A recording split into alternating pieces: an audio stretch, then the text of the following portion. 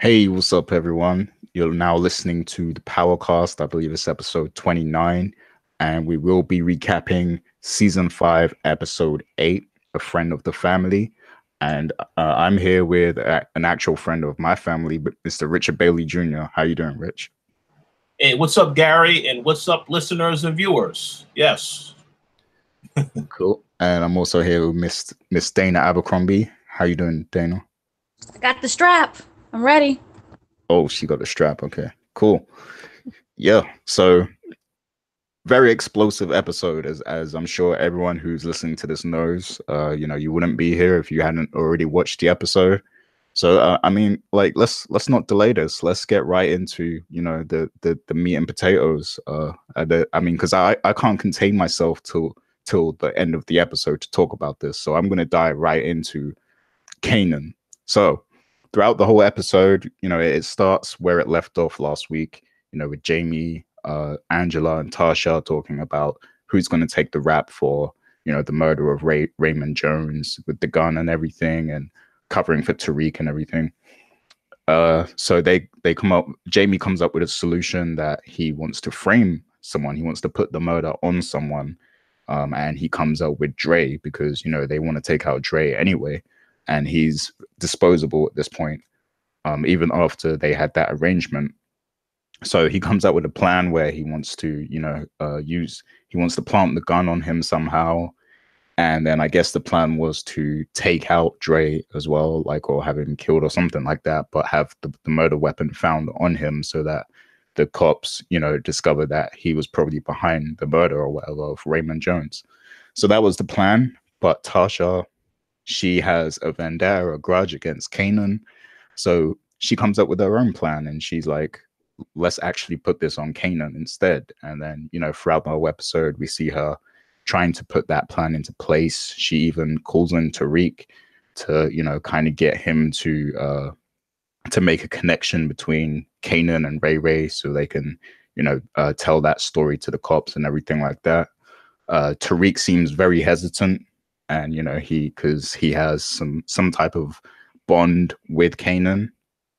So he seems very hesitant at first, but then later on they're bonding still. They're spending more time together. He's showing them how to sell drugs and sell Xanax and all that stuff. And everything seems normal between them. But then later on in the episode, we see, Kanan's driving in the car with Tariq and he gets stopped by the police. And, Kanan's like, oh, do what you did with that, that security guy before or whatever. And the police asked to check, Kanan, the back of Kanan's car, and he's like, cool, you're not gonna find nothing. They check it, the gun's in there. It flips over to, Jamie and Tasha having an argument, because she actually put her plan into place. She spoke to Tariq, I guess, and she kind of made him agree to do it. So it flips back and we see, Tariq actually kind of he's got that look like he knows, we know he did it, basically. And then the cops ask Kanan to step out, and Kanan's like, I take the boy, because at that point he knows that, Tariq set him up. And then they try to cuff Kanan, and then he does some secret agent type shit where he flips around and hits the cop, and then he gets his gun and shoots them, and then he has a shootout with the other cops that are behind, and Tariq's in the car looking all scared and everything in the police car. Kanan takes a few shots, but he manages to kill the whole squad.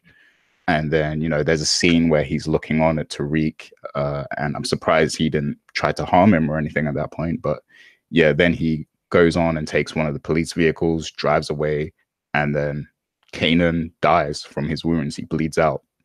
And that's the end of Kanan.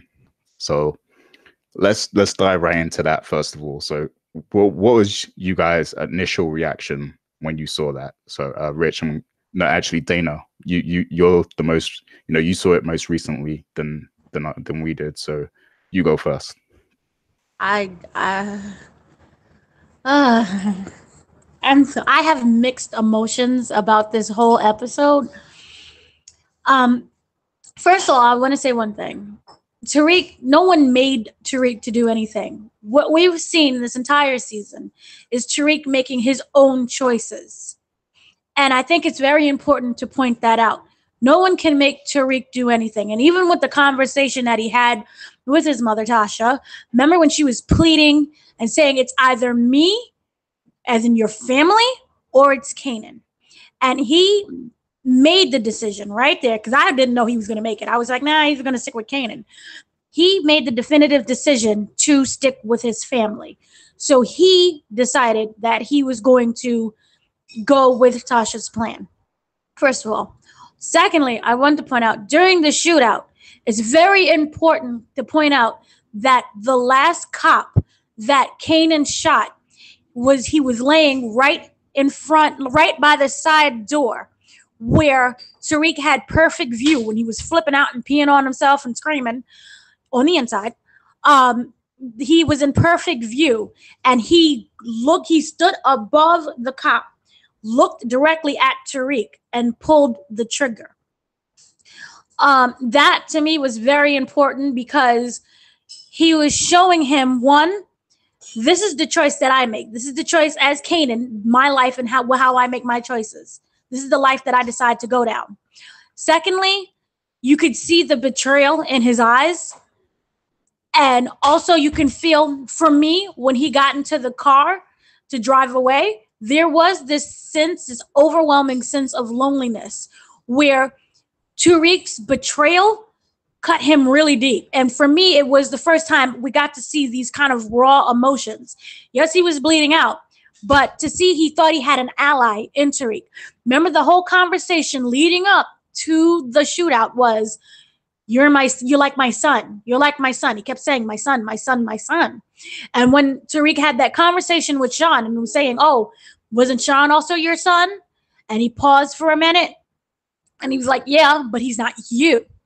So to see Tariq betray him like that, he was this genuine sense of being hurt. The whole thing, I did not expect. I don't think that Tariq expected it to go down that way. The original plan was he was going to go home in the cop car, and Kanan was going to go to jail for, having the gun, and it would then lead on to the murder of Raina and the other, the other cop and stuff. And he didn't plan for how that to happen in the way that it did. And if it did lead that way, I don't think that was the choice he would have made. And he got to see what it was really like to live life without that type of. Remember, Kanan didn't have the protection that Tariq has. He didn't have that same support system that Tariq has. So yes, while his family may be criminals, they still love, protect, and shield him from the real streets. And even though, as we've seen previously in the season, he wanted to be all big and bad and tough and, go get the strap and everything else, he was not prepared for that mentally. And he had a sense of breakdown in that car. So this whole episode and that one scene basically encapsulated Tariq's entire arc, from being basically a kid who knew nothing to finding out everything and being like, oh, I hate you, mom and dad. I'm so angry. And I'm going to go and stick with Kanan because Kanan knows what, he knows me the best, and I want to live that life, and I want to be tough to, at the end of the day, essentially him running back to mommy and daddy. Because remember, when he got back home, when he saw Tasha, he just kind of had this little breakdown where he reverted back to a boy again. So for me, overall, this was one of the most important episodes in the entire series. And it also reflected Kanan as well. For this is the choices that he's made all his life, and it's led to this. He has to be a man and man up and not just go into police custody and take the fall for everything, but he's going to go out like a real G, or the terminology that's, you youngins use. So I loved this whole episode. I love that part so much, but I have very mixed emotions. Here's the part where I'm kind of sad about. I'm upset because in my mind, and we all talk about how we think things are going to go down. I expected this to be a much larger thing. I didn't expect this for Kanan to go out this way. I expected like a big shootout. And remember how we were all thinking like, oh, Ghost and Kanan are gonna get into it, and then Jamie's gonna not Jamie, Tommy's gonna jump in. It's gonna be this big 3-way battle, and these guys are gonna cross each other. And remember how Kanan was the whole time setting Ghost and Tommy up to basically take each other out. So we was like expecting this big time thing, and essentially Kanan kind of killed his own self because of his own actions and his own selfishness. So I would have the same feelings that I had similar to The Wire with Omar. Remember how in The Wire we all expected, spoiler alert, it's like 10 years later, but we all expected like this big shootout and this big thing, him's gonna go down and he's like, the king of everything, and instead he got shot by basically a 5-year-old in a bodega in the back of the head. So I kind of had that same feeling where it was like, oh, I'm really disappointed because I wanted Kanan to go out in this big, grand, spectacular way. If he had to die, I didn't really see Kanan die, but if he had to die, Jamie was going to like get revenge because he basically stole his son from him, but it didn't go down that way. But also at the very same time, I'm very pleased by how it went down because this is a very authentic way for someone in Kanan's lifestyle to go down. You never know when it's going to be your last day. Someone could easily take you out like they did with Omar in the bodega with the 5-year-old, or you can just get your own self killed by, I'm going to be a G and shoot everybody and then get shot and later die in a car by my own actions because I got shot in the stomach and just bled out. So for me, overall, I think that it represented what this whole show is about. It represented Kanan and it represented Tariq's parallel kind of storylines. Even though they're from opposite side of the tracks, it represented that much. And also, we finally got to see Tariq be the man that he was supposed to be originally, and he chose his family instead of Kanan. And so that, to me, and it solved everyone's problems at the same time, like a nice little neat bow. So I'm very pleased with the episode, but also angered by it. So I'm going through a lot of emotions. I'm raw at the moment. Yeah. Some interesting thoughts you brought up there. And yeah, I can see the whole full circle kind of thing. I have some more comments about that, but go ahead, Rich. What was your initial reaction to, that whole thing? Well, first and foremost, I have to give props to Dana because everything that she said, right on the money, excellent explanation throughout. So I got to give you props on that one. Yes. So I agree with a lot of what she had to say. Yeah, I know Kanan, at that moment when he made that choice, it definitely highlighted how alone he was when he died in the car. Yeah, that was a very emotional scene, the actual shootout. But it all goes back to what was said initially, which is that a lot of this, it had to do with Sean. And I know that, everything that happened with Sean getting killed, when that initially happened, it was definitely shocking to me because I thought there's no way that Kanan would kill his own son. But when he did that initially, I know that there had to be a lot of viewers watching the show at that time was thinking, oh, I definitely want to see Kanan pay for this one way or another. Because a lot of people like Sean's character, and I'm pretty sure that there are a lot of women out there, or men for that matter, that find the actor very attractive. So to see him just die like that in a tragic manner, I'm pretty sure they wanted to see him pay sooner or later for what he had done. So when it got to this point, because we know that Sean had a bond with Tariq, he really kept going back to that when they had that whole discussion. Yeah, but you killed your own son. So I do think initially when he made that decision in the end to turn on Kanan, he was also still thinking about what happened with Sean.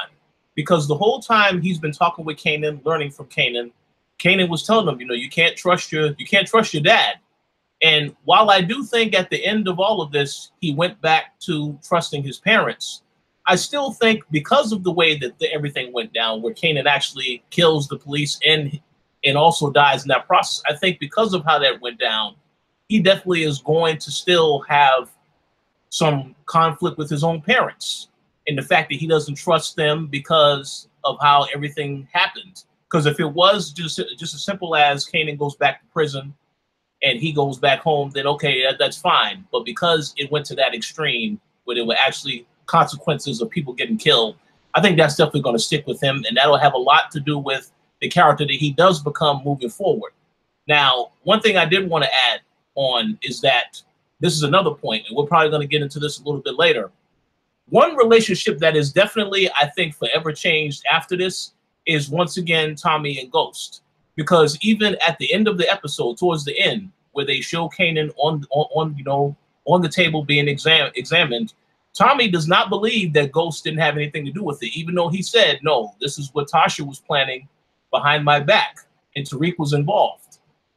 So already there, Kanan has been planting seeds between these two all season long, for reasons for Tommy not to trust Ghost and for Ghost to always be mindful of Tommy. I really do think that can still come to a head, how he had told people, he had told Jason that Ghost and Tommy were going to destroy each other. So they are still going to have a lot of issues within the next 2 episodes, and I would say going into the next season because of that. But this especially, because Tommy said, this is the biggest lie you've ever told. So he doesn't believe Ghost, and I think we're going to see that come full circle within the next couple of episodes. But in regards to how everything feels, how I feel about the actual death, I have to agree, Gary, is very explosive. Wasn't expecting it. It's very emotional to see Kanan go out that way, because essentially when Kanan saved Tariq last season, it's like you knew he was developing a bond with Tariq. So, and even though I didn't like the whole Super Friends thing, the team up of all 3 of them, I figured sooner or later something was going to happen, but I never would have imagined it would go down like this. But the fact that, Tariq turned on Kanan like that, we never got to see initially what happened back in the day between Kanan, Ghost, and Tasha. We never got to see what happened with that whole incident. So now to see it come full circle, it definitely is a gut punch to Kanan to know that now the kid also was in on this and also got me set up. Yeah, it's a hard blow to take. So I understand the sympathy that we definitely will feel towards the character. But I will say that I hope, and I don't know if they're going to do this, I hope they eventually explain why is it that Tasha has so much hatred for Kanan. Because I feel like there's part of that story I definitely want explored, why she would go to these extremes to just take him out of the picture. What is the beef that she has with him? So I hope we do get an explanation for that at some point. But again, say what? He answered it. What's that? He's a son. He's a son. Yeah, that Tariq is Kanan's son. Sean is not Kanan's son. Tariq is. Hey. I definitely hope that is the case. Even though I know we've said multiple times, yeah, they had the whole thing about the twins, and there were a lot of people that said, no, stop saying that. Stop saying that. People were saying that's debunked already, but it's not debunked. They had the whole conversation in the car. He was very adamant. And remember, he said, was saying you are my son. He didn't mean it. He was saying metaphorically, your mom's my son. He meant it literally. He said, you are my son. I would never kill you like I did Sean. Sean is not my son. And even when he had the opportunity to kill Tariq, because no one else was there, he never killed Tariq. He kept his word to the dying end. That is his boy. I think that's because he had more respect for him than his own son, to be honest. But it's certainly possible. I guess we're going to have to see the fallout, because again, I feel like they definitely need to show. I feel as a viewer, I need to see why Tasha hates this guy so much. You have to explain that, because it's just like she has a vendetta against Kanan, and I hope that we get to actually see more from that. But again, what Dana says, you can't rule out anything with these writers and what they try to do with that whole thing. So we have to wait and see how it plays out. Yeah, I don't even know if I would like that whole story arc to unfold now that he's dead. mean, I guess it would have some significant impact on Jamie and change him as a character, but I mean, the fact that he's already dead now, it's like, I'm not too fussed about that story arc. But yeah, everything you guys said is like, you said a lot of what I was gonna say about, you know, the symbolic nature of his death and everything. And what I liked about it is that it really summarizes a lot about his character, you know, from the whole son angle, like, you know, him killing his real son allegedly, and then you know, and then now Tariq, the boy that he considers his actual son, you know, turns on him, and that leads to his death. You know, that is a lot of symbolic stuff there, but also the fact that we know he holds a grudge against Tasha and Jamie for having him locked up the first time. So like him shooting the cops, I think that was pretty much him being like, I ain't doing another bid for these people. Like, you know, there's no way I'm going back in for them and taking the rap for them. So, you know, that was his last resort, to just shoot them. And I think even he knew, I think even he knew there was no coming back from that, because you can't just like gun down cops in the middle of the street like that and then not like, you know, be okay after that. Like, they're gonna keep coming for you until they find you, no matter where you are. So there was like, it was a wrap for him at that point, to be honest. So hey, I agree 100% with what you said. I just want to make two quick comments because you said it like that. I kind of feel like in real life, if 50 Cent was a hardened criminal, this is exactly the way he would go out. It would be go down swinging, try to take out the cops and everybody with him. So that was very realistic in my mindset. But I was going to also say, yeah, they had foreshadowed, because he kept saying, even in the last episode, he says, I ain't going back. So you knew he was going to take action if something was to happen. If it was a situation where he was in any danger, he was going definitely go down swinging. So yeah, I'm glad that they stayed true to that, and he did exactly that, because he made sure he kept his word. He wasn't going back. He didn't go back. He's dead now. So, but no, continue. yeah, man, I think it was a really, like, me and Dana were talking about this a bit earlier. I think it was a good death for him and for his character. I just feel like I think we could have got more from the character. So like the timing of it, it's like I wish he would have lasted a bit longer in the show, but I'm not, you know, mad about the way the death happened.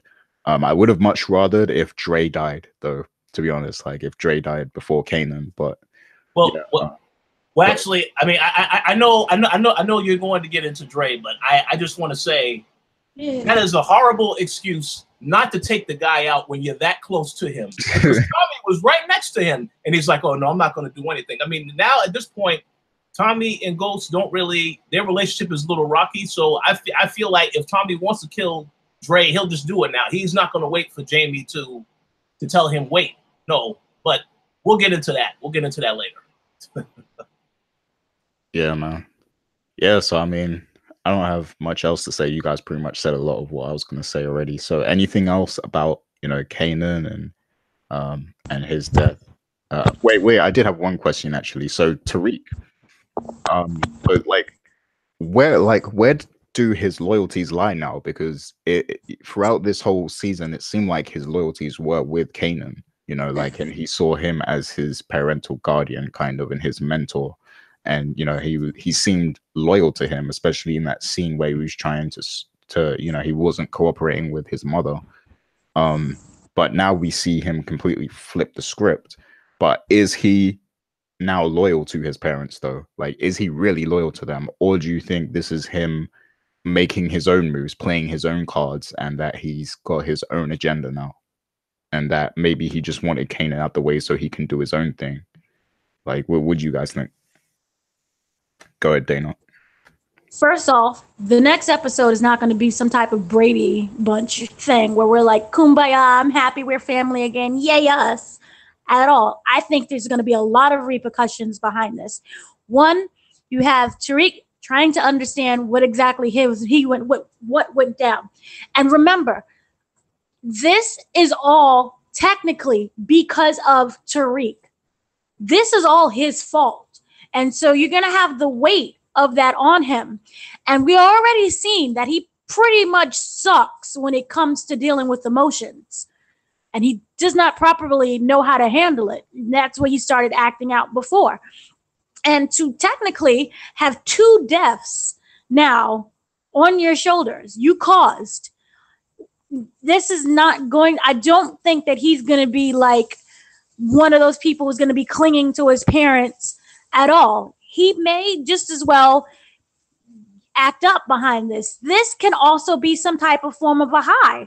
Once he's processed everything and he's, he's got over the initial shock of it all, this could just make him want more, and him wanting to have his own piece of piece of power, where he is off running the streets. Because technically, Kanan did tell him the basic baby steps of the street life and how to start your own illegal career in that sense. So this could very much, I don't see him being kumbaya. I don't see him being the perfect son. Also, I think that Kanan's last words of "you're my son" is going to stick with him. And we may see him go against his mother. Why is he saying this? Why was he kept saying this to me? So she has a lot of explaining to do, because I don't see him leaving this alone. Why does Kanan feel this way? So I think this is going to be a showdown between Tasha and Tariq. And maybe it's going to land up with Jamie taking sides. Because how do I stay, with this woman who essentially I didn't like before, and we was already kind of separated, but now to know that my kids may not actually be my kids. So he could end up going with his father, who's not his father. So I look forward to see how that happens. And plus, you also have the whole Dre situation. Maybe now he wants to get rid of Dre. Cool. Interesting. Yeah, I really do want to, see what happens with Tariq's character next, because I feel like this is definitely him playing his own cards. It might have seemed like he was doing what his mother told him to do, but I think this was like predetermined from him. Obviously his mother put the idea in the air, but I think he used his own thoughts and intuition to be like, maybe I can use this to my advantage. And I think this is definitely him taking an independent step in towards his path. So what do you think, Rich? Oh, I agree 100% with the both of you. In my opinion, this is Ghost 2.0. He will use the parents in ways in which to his advantage, but I feel like right now he's on his own in terms of the actions he's going to be doing moving forward. He probably will never completely trust anything Tasha or Jamie says to him ever again. And even if they do say something to him, he's going to still make his own decision as to how to deal with circumstances. So I definitely think he is forever changed after this. And as Dana pointed out, the 2 deaths that he's responsible from, it's definitely going to be a lot of emotional stuff he's going to have to deal with in regards to that. But I think for the most part now, he's just going to look at himself as his own man. He's going to make his own decisions. And he can still manipulate things as far as how his relationship is with his parents. But I think for now, he's not going to trust them completely with anything. One point I wanted to add real quick about Kanan, because I know I didn't mention this earlier. As you had already said, yeah, Kanan's story is over. However, a lot of the relationships that he has started, like he was starting to work with Jason, he actually met up with the Italians. I'm very curious to see how they're going to react to what happened with him, because now that he's in business with them, I would think that this now makes them in play in the story as far as the other characters are concerned. But again, we have to see how that actually comes together. But with Jason, because he's still dealing with Tommy, I'm very curious to see how they're going to react to this, because the initial plan was that he wanted Tommy and Ghost taken out if Kanan was going to be a part of his organization. So now we got to see what happens with that. Also, with the fact that Dre's own team, his own 2 guys, were working with Kanan. So now I'm very curious to see how this situation changes, because it definitely changes. Like it is a major chess move that's going to change the whole chessboard. So very curious to see how they explain this with everybody else. Yep. Yeah, that's something I was gonna bring up as well. And yeah, I think a lot of this is gonna fall on Tommy. Like now, I think we're gonna see a lot of these people come to Tommy now because they already had deals in place with Kanan, and they're gonna want a piece of the action regardless now. So I think they're all probably gonna hit up Tommy, and then Tommy is gonna, be he's gonna have a few new dilemmas, I guess, because he's gonna have to, all that weight is gonna be on his shoulders now, and he's gonna have to be able to deal with it and maneuver with whatever Jamie's doing as well, So yeah, it's gonna be interesting to see how all that stuff plays out.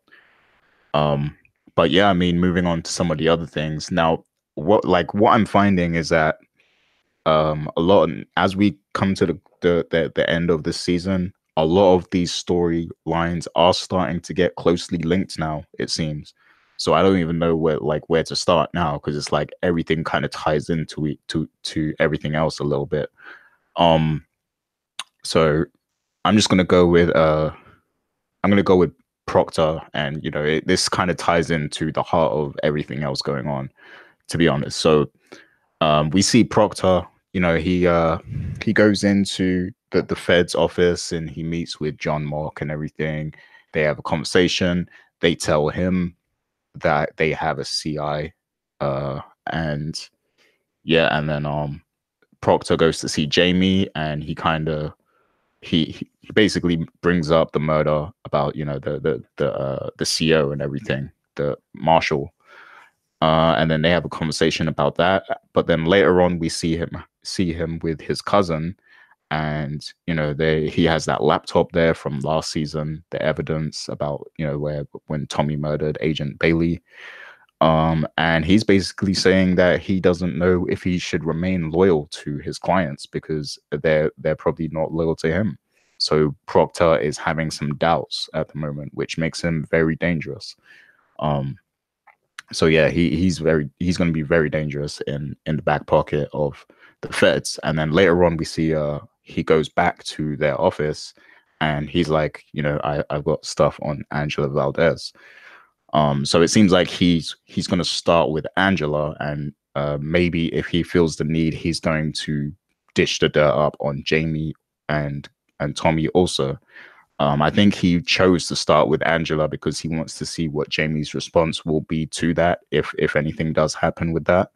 So he's probably going to try and gauge his response to it, and then he'll decide whether he's going to turn on Jamie. So what did you guys think of Proctor in this episode and how it relates to everything else going on? I mean, just to tie into that as well, because it's so closely linked, we also see Angela, she has a few scenes with John Mock. And John Mock is still interested in that job in DC, and he basically gives her some information about the fact that they have a CI that they're working with the whole Jamie thing. So yeah, what do you guys think of that? I'll start with you, Rich. All right, first and foremost, I just want to give everybody a spoiler alert. The next episode of Power is titled "There's a Snitch Among Us." So I feel like that next episode, something's got to give, whether it's Proctor or whether it's Teresi, and we'll get into Teresi later.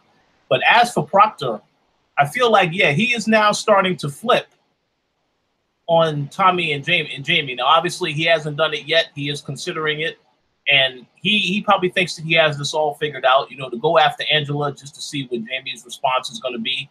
But there was one very important scene from this episode that I'm curious if people paid attention to. When Proctor went into questioning, it just so happens his cousin was leaving, and he was asking him, "What are you doing here?" Didn't say nothing. So he goes in for the questioning. He finds out the information, and then, of course, he comes back to Jamie. We see that Jamie is hesitant to give him any details as to what's going on, because if you recall, earlier this season, they had a conversation, and Proctor said, "I don't want to know any illegal information. I don't want to know anything." So the fact that he now is coming at Jamie and he's asking him, "Do you know anything you want to talk about?" That is going to make Jamie very suspicious as to what's up with Proctor. But to go back to what I was saying with the cousin, later on in this episode, we see that he actually has the laptop and he has a conversation with Proctor in the car, and Proctor is just airing out his grievances, telling him he's not really sure where his loyalties lie with Jamie and Tommy, that he thinks that they will rat him out and that he has evidence on that laptop that will put them both in jail. Now, here's the thing. What would stop anyone from believing that the cousin, they could have very easily gave him a deal and said, listen, we want you to spy on Proctor to make sure, you know, if you hear any information, relay it back to us. He could very easily have been wearing a wire, or at the very least, you know, got all that information and then go back and tell the police later, yeah, Proctor has this laptop that has information on it that will put away Ghost and Tommy. So I think him just trusting the family, just completely trusting the cousin, not thinking for a second, when you know that you saw him at the same office, thinking, oh, he'll never say anything on me. And I think if something does happen later on, it's going to be because the cousin rats him out, or it's something that Jamie and them do find out because the information has already been relayed to them that somebody else is involved. So I think it's a very interesting turn for Proctor. We already knew he was dangerous, and at some point or later, they were going to come back and revisit this laptop and what's going on with him. So I'm very curious to see what happens next. But I do not think, and I'll make a bold prediction, I do not think that Proctor will be alive by the end of the season. I don't really think that's a bold prediction, but something has got to give with that character now that we see that he's having doubts and that his cousin knows about this whole situation with the laptop. Something's definitely going to happen, because I don't think they just put that scene in there just for whatever reason. That's going to definitely be revisited later. But that's my thoughts. Yeah, the fact that he's even thinking about flipping now definitely makes him a target. But something tells me I think he'll survive a little longer. I think maybe the bulk of season 6 might be about him flipping. So I think they might save that in particular. But yeah, I wouldn't be surprised if another certain snitch gets it this season. But yeah, interesting. Definitely interesting. What's your thoughts, Dana? Where do you see the things going with Proctor? Right now, I would like to hold a prayer service for Proctor, because he's going to get got very soon. Or either I do see the next season of just everyone sitting in jail, including Proctor. Yeah. Either I don't see this ending up well for Proctor anyway. Either he's going to flip, because remember, you didn't destroy the evidence. So that always means that you're planning something down the road as a just in case situation. And this is his just in case. But the way how he's going about it, from being, I don't want to know anything, to, hey, you got any information? What you want to say? You got something to want to say? Let's talk about that shooting. How about that time when you killed that guy? It's really disconcerting right now. And it's really, it's going to start raising a lot of flags from someone who went from don't tell me anything to please open your heart to me. So I don't think that this is going to end well at all. And then remember, Proctor's also dealing with his drug-addicted ex-wife thing. And he's very frustrated. He's not thinking clearly. This man, he really needs a job. He needs something that's going to keep him preoccupied, because he's just a mess right now. But I do see him flipping. But I don't see him lasting that long. So I don't see things being very good right now for him, because he still has that laptop and there's nothing good that can come from it. Yeah. This is definitely it's gonna end up messy, one way or another, for sure. And I mean, I don't want him to go yet. He's like one of the more likable characters on the show. So I think they should save his whole story arc for season 6, because I think he is definitely gonna flip. So remember, I think they should save that. Every 5 seconds. Say what? John Mack, he's on his case. Yeah, he is, but we also know John Mock is also considering leaving and going to DC or whatever. So considering does not mean he's actually leaving. And what does he know already? Remember that whole paper situation with Angela, and she's like, "Oh, I dropped my papers." Remember in the whole phone thing with the drawer? I just don't trust. That's I don't know. So I mean, maybe Sax would carry it on if if Mock leaves, but the actual like rivalry was between Proctor and John Mock, stemming from last season. So if he leaves and he agrees to, take Angela's offer, he probably won't press it himself anymore, because like that will be his payback to Angela to drop it, because whatever Proctor's about to do directly implicates Angela. So if he's going to take Angela's deal, then he's probably going to drop it. But Sachs would probably be the one to pick that up. But what was you going to say, Rich? I just was going to reiterate what I had said last week. I wouldn't trust that deal from Angela, and I wouldn't trust Proctor, because they could just be building evidence to say, well, yeah, if she's trying to get me out of here, then she is definitely hiding something. And also in this scene, when he had the conversation with Angela, he mentioned to her that there was an informant. So if she actually, we'll get into this later, but I'll just say this note. If she actually tells Tommy or Ghost, and she knows that Teresi is actually working with them, and they kill Teresi, now they have a direct link right back to Angela, since he told her, oh yeah, there's an informant, without telling her a name. So that's a very rocky situation with John Mock. She shouldn't be relying on that 100%, because once again, the guy who made the offer to Angela, he made that offer because he's into Angela. He wants to get with Angela. He also thinks she will be the one to take the offer. So if someone else takes it and nothing happens with him and Angela, he can very easily just say, okay, the offer's off the table, and then John Mock is right back to square one. So they have to see how that's going to plan out. But I hope that she isn't relying on him actually taking that offer 100%. She got to have a backup plan. Yeah, I mean, so much of this is so linked together. So let's jump straight into that, because I was going to bring that up. So yeah, John Mock did mention the informant, and I definitely feel like Angela is going to bring that up to either Jamie or Tommy, because we know she's kind of, Tommy's kind of been popping up on her recently. So I think she's definitely going to mention it to one of them. And I mean, the only informant that could have been at that scene is Teresi. So instantly, whoever she tells is going to know that Teresi is the informant. So yeah, I think Teresi's time on planet Earth is coming to an end. Especially once she mentions that. Now, that's what you said is very real. Like, because John Mock knows that he told her. So if that does happen, then he's gonna know that it was Angela that told them, that told on the informant and everything instantly. And who knows, he might have even been recording that conversation. So yeah, that could be pretty tricky right there. But something tells me that John Mock might actually take the job. I don't know. I'm hoping he does anyway, for Angela's sake, because I'm an Angela fan. But yeah, it's going to get very interesting to see what happens there with that. But would you guys think? Do you think that is actually going to be Angela that tells them about Teresi? What do you think, Dana?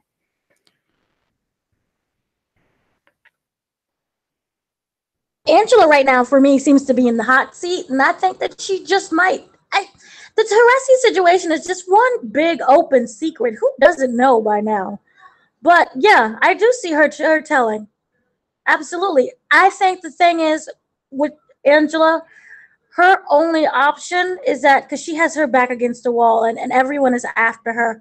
So her only option is to tell that it's Teresi. So I think one thing I was thinking though is, if they say she tells them that there's an informant and they figure out it's Teresi and they plan to murder him, I think they should make it look like an accident or pin it on someone else, because that way they can extend the life of the investigation. So I don't think they should kill him and just make it look like a murder. I think they should definitely make it look like an accident, or somebody else completely different murdered him or something like that. An accident is probably the best. And then probably throughout season 6, that because the feds probably aren't going to believe it was actually an accident. So they're probably going to be investigating to try and find ties to link it to them. So that can be like, you know, a lot of season 6, them trying to figure out how Teresi died or something like that, you know. Go ahead. I just want to ask a quick question. I hope I'm not jumping ahead, but since you brought up this killing Teresi, I want to ask you, if it comes to that, which we're pretty sure it is, do you actually think that Tommy would kill Teresi? Because I know that when earlier in past seasons, when he was told you need to kill Ghost, he didn't follow through with Ghost. He considers Ghost a brother, but then again, he killed Holly, his girl. So I want to ask you both: do you actually think that he would go through and kill Teresi if he needed to, or would he struggle with that? I think I definitely think he would be the one to do it, because that would make it more dramatic for, you know, it'd be more dramatic to watch for the sake of a TV show to have Tommy do it. So I think that might actually happen. But what do you think, Dana? I think yes, but I'm going for the more dramatic type of way, in the sense of he killed him, and he's like, it's not exactly something that he wanted to do, because now he has this guy who he thinks is, you know, is his father, and he's really happy, and he has that bond that he never had before. And you know, they remember the whole thing with the chainsaw and the drill, and they was having that bonding moment with the kneecaps. So I think it will hurt him, in the sense that he feel that he doesn't have anyone anymore. Teresi represented, as twisted as it was, he represented actual family, someone that he felt that he could rely on, in the same sense that Kanan thought that he could rely on Tariq, because that's his son. So I think that it will hurt him, but at the end of the day, he has to do what's best. And I don't see him having any problem with, you know, taking him out. Yeah. I mean, I definitely don't think it's going to be easy for Tommy to do. I think it's going to be a personal struggle to actually carry out the act, you know, whether he's trying to make it look like an accident or whether he's like straight up murder him or whatever. I think he's definitely going to struggle with it, but I definitely think it's going to come from him, however it happens. But yeah, what do you think, Rich? I agree 100%. The tragedy, it will come not just from taking him out, but let's also remember the fact that, you know, Teresi's dying wife, you know, if she was to find out he died like that, that's, man, she's already dying herself. That'd be very, very emotional and dramatic. So, and I would hope, you know, like I said, because a lot of times you see these TV shows, these movies, you know, and just as a safety precaution, they also have to take out someone else who may be there when it happens. So I hope it isn't a situation where he also has to kill Connie too, because that, yeah, that's a lot of a burden to have to deal with. But I do think it is going to have to. He's going to have to be the one to deal with that. I do agree 100%. You know, when it comes down to it, this isn't a kill that Ghost is going to have to do, because Ghost already warned Tommy not to trust his dad. And the way that they have written these last couple of episodes, like in the beginning, before he even Teresi was out, he was questioning that whole episode, you know, whether or not he trusts him. And then you see the next couple episodes, it's like he's all buddy with Teresi, like, but you know, you don't really know if he's thinking about that in the back of his head. But I would assume by the next episode, that's going to be totally different, especially once he finds out that Teresi did snitch. Then it's a problem. But I mean, it's going to definitely be an emotional roller coaster, I would say, as far as that whole situation is concerned moving forward. Yeah, like that's the moment I'm really waiting for. I want to see how that's going to play out, because that definitely needs to play itself out now. And yeah, I mean, it's getting pretty crazy, man. All these things are coming. Like it seems like they're beginning to, you know, really come. All these different storylines, they're really coming to the end, it feels like. So because I don't know how much longer they could extend, you know, that particular story arc with him being a snitch and informant, because like it's been like, you know, weeks since he's been informing. So it's like sooner or later he's going to get big enough dirt to pass on to the feds, you know. So I don't think they can drag that out any further. So I think that's definitely coming sometime soon. And considering we got a big death this week, like, you know, it's going to be crazy if in these next couple episodes we get even more, you know. But yeah, so let's talk about somebody else who I feel needs to get got at some point. So Dre, now that Kanan is gone, do you guys think that Dre is definitely next? Like, is he going to go out by the end of this season, do you think? Like, because I mean, I really don't know what he's adding to the show at this point. I mean, yeah, he's like the big drug lord at the moment and everything, but I mean, I don't think he's adding too much value to the show, and I feel like his character is kind of, I think it's already gone past its limit, to be honest. I think they should have killed him off at the start of the season. But what's your thoughts on how Dre maneuvered in this episode? And, you know, the short exchange he had with Jamie and everything. Go ahead, Dana. Well, one, no. You know, I think this might be one of those big trolling things where Dre just keeps escaping death repeatedly. He just never dies. He should have been gone, you know, during the first episode. But here he is, alive and well and looking like he's living his best life. I just don't see him dying unless somehow it's by Tariq's hand. I don't know why they kept him alive, as like I just said, aside from just being a troll. But I do feel that the longer that he's alive, the more it hurts the show, I feel. Because it's just one of those situations where it's not like he's presenting any type of real danger for people. For me, he's also not like some big type of thug for me. And so they just keep repeatedly letting him get away over and over. And even the conversations that they're having with Dre seems to be really cordial. And it just, for me, it's distracting. I don't understand.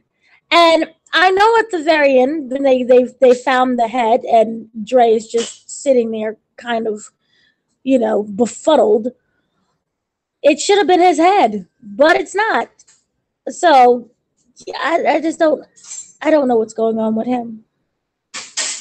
Dre should have gotten set up, but he didn't. And the thing is that it really sucks because remember, as we said before, Dre died. I'm not Dre. Kanan died before Dre, and this is just an insult now.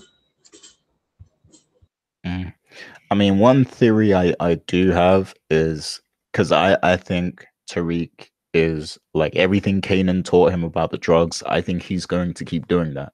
And I think he wants to get into that, the drug trade and everything and be independent.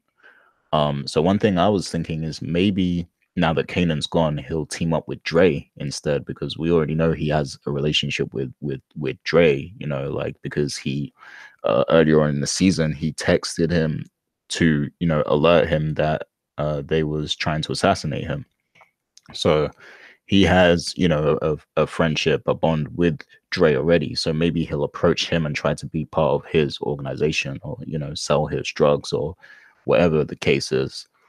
I feel like things are going to fall apart a little in Dre's organization. Like maybe things don't work out with Cristobal. I mean, we see the head pop up as well. So I think there's probably going to be a lot of heat around his organization in general at this point. So I think some things will fall apart within his organization structure at the moment. Because we already know 2-Bit as well, and the other guy aren't loyal to him. Because they've been lying and stuff.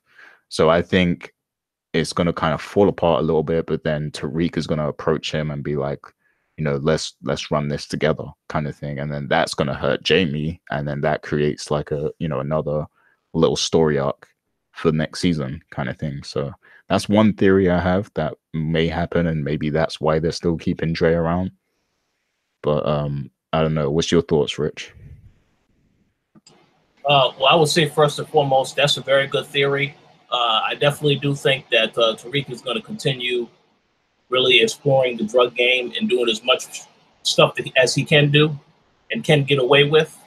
But as for Dre, I go back to the scene where Tommy is right outside and you see Dre. He's right there. He's literally right there, and you don't take any action. So I do think it is funny with the fact that so many opportunities to catch this guy, but for some reason they can't catch it. But I will say this: I definitely wanted to see Dre die before Kanan, because I thought the end game here was that you was setting up Kanan to take on Ghost towards the end of, as the final real threat for Ghost to really deal with. But I guess they're going in another direction. They have bigger plans for Dre. One thing I do want to say, though, is we've now had 2 instances where Dre and Ghost had a conversation, and Dre straight up told him, "You better stay away from my guys. You try to come after us, we will take you out." Because we had it in the first episode at the gravesite, and then once again at the club, when when Ghost says, "Hey, you owe me a body," he said, "No, I don't owe you a damn thing." So I feel like they're setting it up. Whereas Jamie, he got to have the last laugh on this. They're setting it up for Dre to have a huge death, and then you'll probably have Jamie have a corny line at the end and say, "Yeah, that's right, you had this coming," or something. But I feel like that's what they're doing with this, because again, they've had multiple opportunities to catch this guy and was unsuccessful on many attempts. And now again, the whole relationship between Tommy and Ghost is heading in different directions, because obviously seeds have been planted where Tommy has doubt in Ghost, and so on and so forth. So what will stop Tommy from just killing Dre? You don't even communicate with Jamie what you're gonna do. You find him somewhere, just kill him. I mean, I think that can definitely happen, but obviously right now, he's somebody they have to take out. So we got to see how they actually are placing all this stuff together. But there's a reason why they're keeping Dre around for much longer, and I definitely want an explanation as to how they're going to do that. Because again, much like the both of you, I would have said Dre definitely is going to die before Kanan, but they said no, we're not going to go in that direction. So I'm curious to see, just like when Courtney Kemp said at the beginning of the season when they wrote that first episode, and that they wrote a version where Dre died. So because you didn't go that path, I'm anxious to see where you're going with this character. So hopefully we'll get that answer sooner rather than later. Yeah, it's pretty baffling, like why Tommy didn't just kill him. And isn't the tracker that Angela gave Tommy on his car, on Dre's car, or something? Yeah, it still is. It still is, from what I understand. They can find this guy literally anytime they want, and like he's still alive. So it's really weird. But yeah, I guess they have some kind of plan with him. And we'll have to see who makes it out of this season, because now that Kanan died in episode 8, I mean, we really don't know what other deaths are incoming. So I guess we'll have a clearer idea of the plan they have for him very soon, within the next 2 weeks. So we'll see. So finally, let's get to, I guess we'll lump in Tasha and Angela and Jamie all together at this point.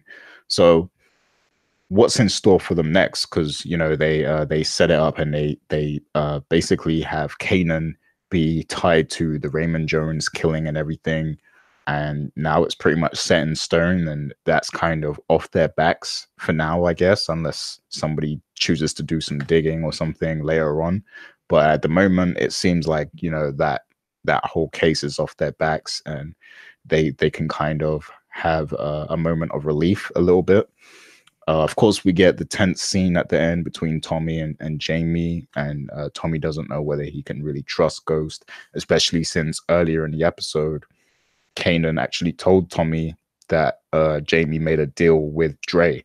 So, that in Tommy's mind, that's got to be messing with him, because he didn't know anything about that, and he still wanted to kill Dre. So we'll lump him in there too, so because he's part of it. But what do you guys think is next for these characters, after everything that happened with Kanan dying, and now them being kind of free of this case for the moment. Like, what's next for them, do you think? Go ahead, Dana.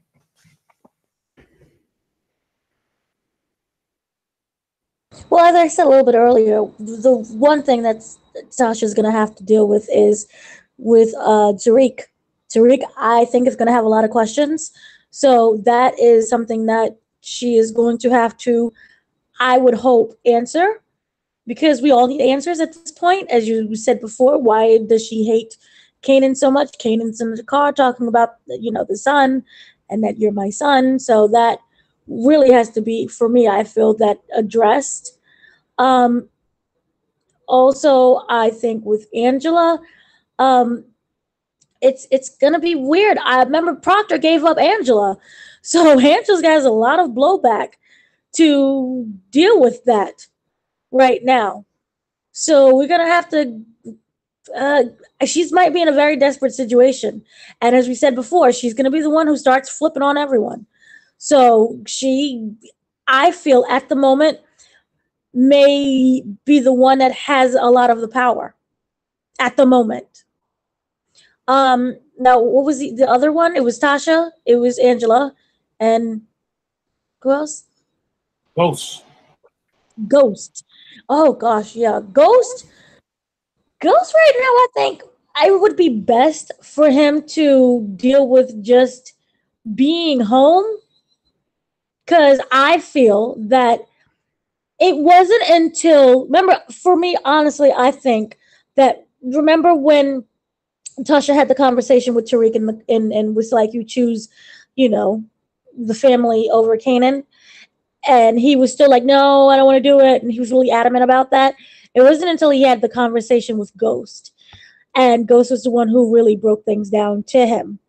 And he saw that his father really loved him and still cared about him, as opposed to what Kanan did. I think that for me, what I wish, it would be an opportune time for Ghost and Tariq to rebuild some form of a relationship together, so that they're not so estranged and that it's not so much hatred. And I know that we said earlier that Tariq could easily just be like, screw you all, and that's it. But I do wish that it would go that way. So for me, it's just also we have a lot to deal with the blowback with the whole head situation. Remember, they found the head, so it's gonna be fun. But we only have, what, 2 more episodes? Mm-hmm. So in 2 more episodes, if we can really cut it down, yeah, I see Ghost probably stepping more away from the whole spotlight and dealing with his family. Angela's gonna start flipping on people, and I keep forgetting who else. Do you think there's going to be like some form of tension between Tommy and Jamie? Like, do you think that we're going to see the whole? There never wasn't any type of tension between Tommy and Jamie, because remember, Kanan kept pitting those two against each other, and there never was any type of tension. So also remember when the last conversation or so that Tommy had with Kanan, and how they was acting. And then remember when Ghost walked in the door, everybody was all hush hush and quiet, as if they was, how you know that you're being talked about, but you didn't say anything. So yeah, I don't think that that's ever going to change. My thing and is, I don't think that they're going to know that it was Kanan who really is turning, trying to flip those two against each other. So yeah, there's going to be a lot of tension between them now, because now that Kanan's gone, Tommy doesn't feel like he has anybody who can, basically check in and see what Ghost is going to do about, their situation or about him in general. If he should. So now you have the thing where you're being told previously that this guy does not like you and he's out to get you. And you can't confirm that with anyone else. And the guy who's telling you this information is now dead. So you're going to walk around basically in this weird thing of paranoia. So absolutely, that's not going away. But I don't know whether or not they'll both act upon it this season. The thing is that there's only 2 more episodes. Yeah, like my thing is though with that whole thing is because we already had the whole Tommy and Jamie against each other. Remember when Lobos was trying to force Tommy to kill James? Like we kind of already had that. So it's like how much could they push the boundaries of that, you know, this time around? So that's making me like, you know, I kind of don't want to see them butt heads like that again. But I don't know, if they can think of a new creative way to do it, then I guess, you know, it would make sense, because there is clearly some form of tension between them and a lot of secrets between them as well. So there definitely has to be some sort of resolution, or even just them having some sort of lengthy conversation to smooth things over or something like that. Like something has to happen between the two. But I also feel like if Teresi goes out, I feel like it's going to be a planned thing between the two. So I'm not sure when we're actually going to see this play out, because I feel like if Tommy does end up killing Teresi, I think Jamie is going to be aware of it. I think they're going to have a conversation about it first, at least. I don't think so, because they just don't trust each other. And remember also, Connie kept telling Tommy that, you know, he's on borrowed time. So I don't know if they're trying to foreshadow something with Tommy. Yeah. I just want to make a quick comment, and then you oh no, go ahead, your turn. Oh, this is my turn. Okay, so just to respond to that, I have to agree with Dana. I very well could see, if Tommy doesn't do his job of taking out Teresi, then Ghost will take out Teresi, because again, now that the information is out there that Ghost had the incident with Charlie Murphy, rest in peace, and killed him in the jail, I think now that information is out there, Ghost is going to want Tommy to take him out, because if he doesn't take him out, then he's going down. Ghost, again, thinking of himself. So if he cannot trust Tommy to do it, he would definitely do it himself. And he would not hesitate. And that right there, because there already is tension between Tommy and Ghost, that right there would then set them up against each other. One other point I wanted to add is that, talking about Tasha, one of the other major things about this episode is that her friend Keisha was served and did not want to testify about that information. Obviously, in the end, they made it look like everything was all good, because they were able to say that Kanan did everything, so they put everything on Kanan. But one thing about that whole episode is that, you know, Keisha was very uneasy to do this. And then when she had the conversation with Tommy, you know, Tommy said, you know, we don't need to associate ourselves with them anymore. So I feel like the relationships are definitely strained to the point where I can see that Keisha and Tommy may try to separate themselves, if not completely away from Jamie and Tasha. They just won't really communicate and talk with them the way they have been talking to them up until this very point, because they don't really trust them. That there's a lot of distrust in the relationship, and they just don't know. They feel like if something was to happen, they would look out for themselves instead of their friends. I kind of feel that they do feel that to a certain extent. But again, I definitely think the relationships are going to be strained moving forward. And as for Tasha, yeah, she still has to deal with Tariq. Tariq, I don't really think that he trusts either one of his parents, especially not after all of this happened with Kanan. I mean, he definitely is going to have a different perspective on the both of them. But I feel like Tasha is definitely going to have a lot of issues she's going to have to deal with in regards to that, in the way she interacts with Keisha as well. But I will say this, makes me curious to see if we are going to see Terry show up again at some point in time.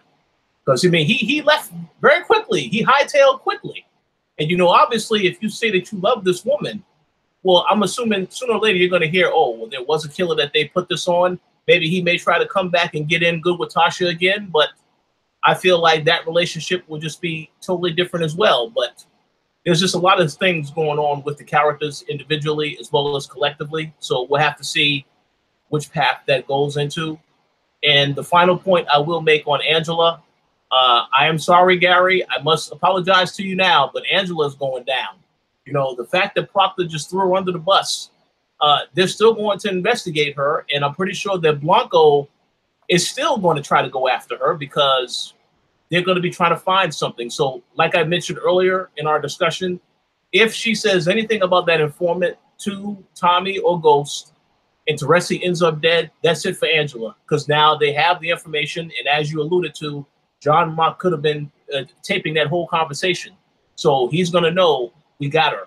So I think things looking very grim for Angela moving forward. Don't break my heart like that, man. I mean, yeah, we'll have to see what happens. But I will say this: if Angela does go down, unlike when Jamie went down in the past, she actually did the crime because she knew about everything that happened. So if she tells them, yes, this is the informant, and they kill Teresi, and they find out about that, that's it for Angela. The game is over, and she has to do her time. But again, she's definitely going to. We've seen this character turn corrupt this whole season. We already know crime doesn't pay, so something's definitely going to happen with Angela at some point in time. It's only a matter of time. I'm hoping she can pull something out of the air, man, and make like I'm really just hoping for this power couple angle. Like that's what I really want to happen. Like I want her and Jamie to be the Jay and Beyonce of crime. Like, you know, I really want that to happen. That would be amazing. And I don't know, like maybe she could even call in a favor from that dude that she slept with before, like because he seems to be high ranking. So maybe she could even use him somehow to like, you know, help in the investigation against her and stuff like that. So I don't know, like I'm hoping she can pull something out. But he's gone. He bounced like Silver did. I mean, was his whole apartment cleaned out, like furniture and everything? Like clean the furniture, everything was Lysol down, fingerprints gone. Remember, he has that high quality job in DC that no one knows what he does, so he gone. No, I don't think he cleaned out like Terry did, man. No, nobody cleans out that much. He cleaned out, everything gone. You can't find him. No trace. Paper trail gone. Like Terry looked like he like wiped all the dust that was in the apartment and everything. Like, yeah, you're right about that. But you know they have to know that that's suspicious. Where you're just gonna all of a sudden leave after Tasha says, "Oh yeah, he knew about this," but he bounced. So I don't know if they're still going to think, "Well, what's up with Terry?" They may try to find him one way or another. Yeah, like you, how can you just like disappear like that, especially when you have such an important job? Like somebody has to know where he is, and I think he might come back eventually. But yeah, I mean, I'm aware that things are looking bad for Angela. There is a lot of evidence against her, and it doesn't help that she's constantly meeting up with Tasha and Jamie at the moment, and even Tommy sometimes. So that can't help. And Proctor knows a lot as well. So it's not looking good. But I'm like this season has to end with some huge plot twists. So I'm just hoping that she pulls something out the air, and then you know that we at least get another season of of them investigating or whatever. So we'll see what happens. Or Angela could just die, like I originally said. Yay. That can't happen. So how about this? You want a shocking conclusion? Say that Ghost decides he can't trust Tommy to kill Teresi, so he kills Teresi. So as a form of payback, Tommy kills Angela. There you go. Now these guys are on a collision course against each other. Oh my gosh, that's amazing. And Angela still dies. Oh my gosh, that's amazing. Because I mean, they made it a point to emphasize that Tommy can get to Angela at any time. It's so easy. Just break into the apartment, get into the car, and if that happened, Gary, his heart would just sink. He probably would not want to watch Power season 6 if that happened. Yeah, I mean, they already killed off 50 Cent, which is like my favorite rapper ever. So they can't kill my girl Angela too, man. Like, they can't get rid of her. I won't watch the show anymore. But yeah, no, I'm joking. I will. But yeah,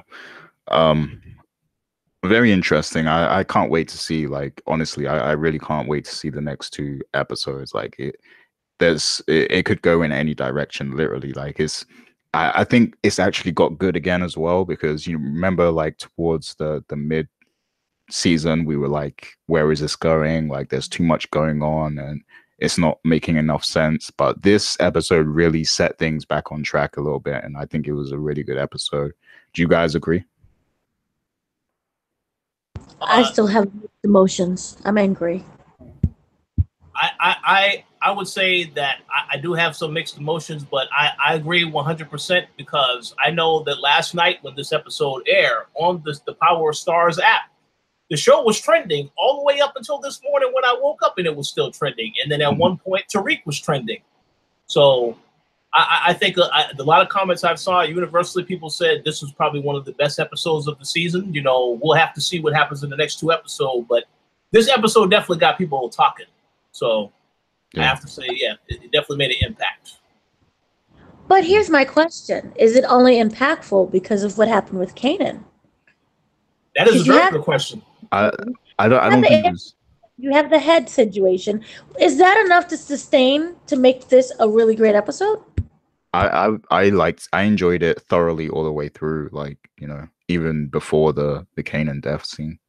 And that just, you know, topped it off for me. But yeah, I thought it was a good episode even before the death happened. But what did you think, Rich? Yeah, I do think, just to address the head situation, that definitely, this episode made you look like, oh, everything is on the up and up for Dre. You know, he strolled into the Bassett, you know, talking to the very attractive woman that was working with the Bassetts. And you think everything's on the up and up. You know, Cristobal is talking about, yes, you know, I had a restaurant back in Florida. So everything's on the up and up. And then at the end of the episode, when they find their head, is like, so if anything, this episode definitely turns some things on its head. You know, you take out Kanan. Literally. You know, yeah, literally. There you go. Yeah, you take out Kanan, and then of course Dre. Everything was cool with the Bassetts. I think now that relationship is definitely in jeopardy. If he doesn't lose that deal outright from that, it has to be close to being done, because there's no way you can have that type of thing happen. And you know, the police was there as well, so that's a bad look for him. So it definitely put a lot of pressure on the bad guys, because it felt like before, when this episode started, everything was great for Dre. Now at the end, he's all back to, he got a lot of things he got to deal with, even more so.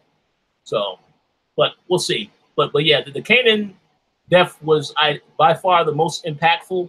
But to me, the reason why the episode stands out is because it's the way that it went down. The death was bad enough, but the fact that, once again, Tariq was involved in all of this, and you saw how hard it hit Kanan emotionally, that definitely made an impact, because it pretty much is like deja vu. When Ghost and Tasha set up Kanan, now it's Tariq and Tasha. So it's a gut punch. So yeah, very emotional. Indeed. So yeah, before we get out of here, like, any more final thoughts on the episode? Anything that we didn't mention, or anything that you guys wanted to bring up? Dana? I'm just angry. And here's the thing. I know that 50 Cent had a hand in how he was going to die, and I do love how it went down, but I'm just so befuddled, because in my head I had such a great way of him going. But overall, I do say that this was a rather decent show, and it seems like everything that we've gone through, even the rather boring episodes, it was worth it. So I'm very pleased.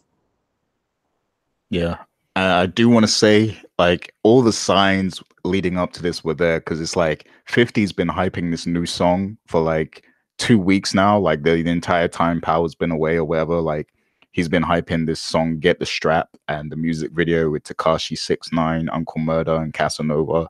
And, you know, we all knew that it was going to drop right after the episode released and everything. So it all makes sense now, like, that he wanted to release like a big song in his final episode kind of thing. So all the signs were there. Can I also just highlight my ignorance? I always thought Get the Strap meant get like the belt, because I'm going to whoop you. So yeah, I mean, it's kind of interpretation, but Tariq getting, you know, knocked down and finally getting his behind beat by his father. Well, actually, I don't want to interrupt, but I just want to say this. When at the scene where Tariq was cussing at his mom, I know damn well if I did that to my parents, I would have the taste slapped out my mouth. So they need to discipline these kids out here today. You know, I'm not saying beat your kids because I don't want to tell you, you know, anything that's going to have you end up in jail, but you got to discipline your kids because there was no discipline. There's no way in hell if I had a kid, there's no way he's going to be talking to me like that. You know, F this, F that. Oh, hell no. So, yeah, he should have got his ass whooped. And also, he should have been getting his ass whipped like 2 seasons ago. But yeah, go ahead. Also, not just stop having Takashi in videos. That verse was just awful. Yeah, it was. It was like a really great song, and then it was trash. Someone sounded like someone banging on drums, and it was just, I was garbage. And also, I find it funny the metaphor of the video. You see this guy riding on the police car, and then he gets arrested. He got arrested recently, and then got out of jail. So, yeah, I found that to be very interesting, very symbolic. Yeah, funny story behind that. Because one of 50 Cent's favorite movies is The Dark Knight. So that scene was supposed to be symbolic of the Joker, where he's like, you know, in the cop car or whatever. So, yeah, that makes sense. That makes a lot of sense now. Yeah, man. But yeah, Takashi's verse was trash, but everything else, the rest of the song is fire though. Definitely proud as a 50 Cent fan. But yeah, any final thoughts from you, Rich? Yeah, there is one final question I want to ask. We spoke about this earlier, and I'm just curious to hear what you both have to say, as well as the listeners that will listen to the show later. Granted, what happened with Kanan, and as you said, a lot of these stories are starting to merge, come together. How much longer do you think that Power is gonna still be on the air? Because I mean, they've already greenlit season 6. Do we honestly think it's going to continue past season 6? That's the question I wanted to ask. No, please, Lord, no.